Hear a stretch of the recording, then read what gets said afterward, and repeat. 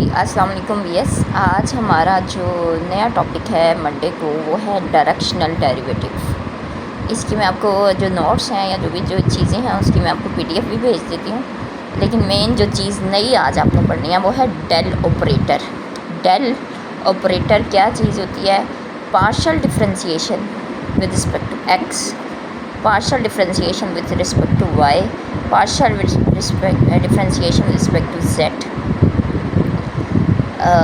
आई j k vector के साथ। Del operator is a vector operator.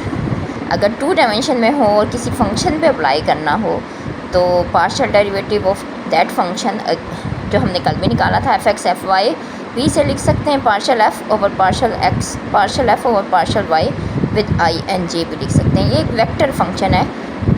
जो डेल ऑपरेटर है ये एक वेक्टर है और डेल एफ एक वेक्टर फंक्शन है। डेल एफ जो है ये 2 डायमेंशन में इस तरह का है, 3 में इस तरह है, 4 डायमेंशन अगर टी भी आ जाता है तो वो भी है। अच्छा, डेल एफ का एक अलग से नाम है ग्रेडियंट।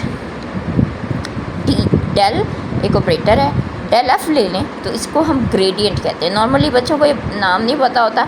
अब कल हमने f x f y f z निकाले ना, अगर मैं उनको आई जे के साथ लिख दूँ तो वो ग्रेडियंट बनता है। कोई नई चीज़ नहीं है। पार्शियल डिफरेंशिएशन भी कोई नई चीज़ नहीं है। ये वही चीज़ें हैं जो आपने पहले की हुई हैं। डिफरेंशिएशन है और पार्शियल है वो निस्बतन बल्कि उसके आसान है। जो पहले आपने की थी उसमें आपके पास एक्स भी वेरिएबल होता है, वाई भी वेरिएबल होता है। इसमें just with respect to x करते हुए एक्स वेरिएबल होता है, विद रिस्पेक्ट टू वाई करते हुए वाई वेरिएबल होता है, जेड करते हुए जेड वेरिएबल होता है। तो इसमें डायरेक्शनल डेरिवेटिव आपका किसी एक डायरेक्शन में आपने डायरेक्शनल डेरिवेटिव निकालना है। ये फार्मूला है। वेक्टर आपको गिवन होगा और वो कहेंगे कि आप डायरेक्शनल डेरिवेटिव इस फंक्शन का किसी और वेक्टर की डायरेक्शन में निकालें। तो जो वेक्टर आपको गिवन है आपने उसका पहले यूनिट वेक्टर बनाना है। एक आपको इसका यूनिट वेक्टर चाहिए, जिस डायरेक्शन में आपने डायरेक्शनल डेरिवेटिव लेना है उसका यूनिट वेक्टर, सिर्फ डायरेक्शन यूज़ करनी है। Unit vector represents direction. तो यूनिट आपने जो भी वेक्टर गिवन है उसका यूनिट वेक्टर लेना है, फंक्शन गिवन है उसका ग्रेडियंट लेना है और फिर डॉट प्रोडक्ट। ये सारी चीज़ें आप समझें आपकी combination of the all previous knowledge. अच्छा, ग्रेडियंट कैसे निकालना है 3 डायमेंशन में अगर आएगा तो ये अभी मैंने आपको बताया। पार्शियल डिफरेंशिएशन करनी है और डायरेक्शनल डेरिवेटिव के लिए आपको क्या क्या चीज़ें चाहिए? F x f y f z. उसके बाद आपने डायरेक्शन वेक्टर का यूनिट वेक्टर बनाना है। यूनिट वेक्टर अगर वो यूनिट वेक्टर नहीं है तो बनाना, अदरवाइज़ वेक्टर को यूनिट वेक्टर कैसे बनाते हैं उसको उसी के मैग्नीट्यूड से डिवाइड करना है।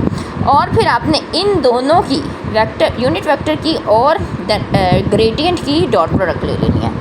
तो ये एग्जांपल सही है, जस्ट इसमें कैलकुलेशंस हैं। फाइंड द डायरेक्शन, एक फंक्शन गिवन है एट अ पॉइंट, ये बाद में यूज़ करेंगे जिस पॉइंट पे इन द डायरेक्शन ये वेक्टर गिवन है 2i j + 2k।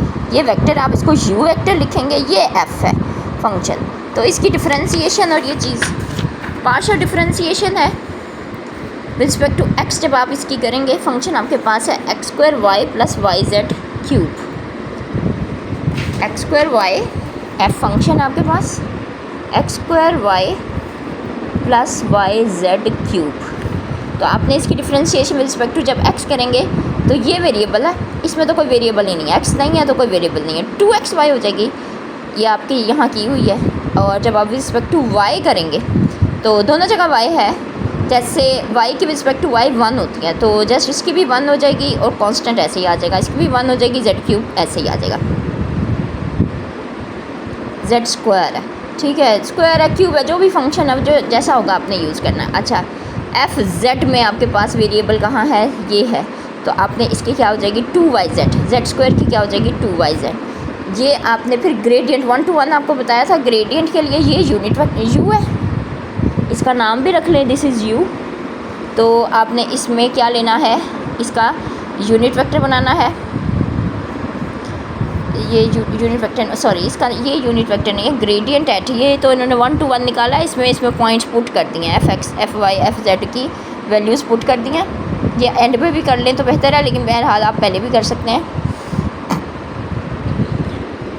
ये आपके पास यही जो था, एक्स की वैल्यू 1, वाई की 2 और जेड की 1 पुट कर दिया है 2। जब आप पुट करेंगे तो ये सारी आपके पास डेल एफ की वैल्यू, ग्रेडियंट की वैल्यूज़ ये आ जाएंगी और यूनिट वेक्टर की जो यूनिट वेक्टर जो था 212 यू वेक्टर था 212, तो आपने इसका यूनिट वेक्टर बनाया, इसका मैग्नीट्यूड निकाला। मैग्नीट्यूड कैसे निकालते हैं, अंडर रूट 4 + 1 + 4 9 मतलब 3 से आपने इसको डिवाइड किया तो ये यूनिट वेक्टर आ गया। ये यूनिट वेक्टर है, ये डेल एफ है इनकी डॉट प्रोडक्ट। पहले नंबर को पहले से, दूसरे को दूसरे से कैसे लेते हैं डॉट प्रोडक्ट, आई को आई से, जे को जे से और के को के से लेते हैं। तो ये 8/3 डॉट प्रोडक्ट में क्या आ जाएगा, 2/3 को जब 4 से मल्टीप्लाई करेंगे तो ये 8/3 + 2/3 + 8/3, इन सब को आप करेंगे ऐड, 8/3 + 2/3 + 8/3, तो ये आपके पास आ जाएगा 16 + 2 18/3 which becomes 6। So directional derivative at this point, या आप शुरू में भी कर सकते हैं, पॉइंट आखिर में भी लगा सकते हैं, पहले डॉट प्रोडक्ट लेके। अच्छा, अब इसकी ज्योमेट्रिकल मीनिंग क्या है कि अगर इसका आंसर पॉजिटिव आए तो it directs in the rate of increase, और अगर इसका आंसर नेगेटिव आए तो this function represents the function decreases, और ये रिप्रेजेंट करता है directional derivative maximum rate of change की तरफ। अच्छा, directional derivatives are used in artificial intelligence, computer graphics और प्रैक्टिस के लिए क्वेश्चंस दिए हुए हैं। अच्छा, लास्ट जो इसमें है मैक्सिमम डायरेक्शनल डेरिवेटिव, वो कैसे निकालते हैं, जो डेल एफ आपने ग्रेडियंट निकाला है ना, डेल एफ इसका अगर आप मैग्नीट्यूड ले लें तो ये मैक्सिमम डायरेक्शनल डेरिवेटिव कहलाता है। मैं आपको इसकी ये PDF भी सेंड कर रही हूँ और ये वीडियो भी।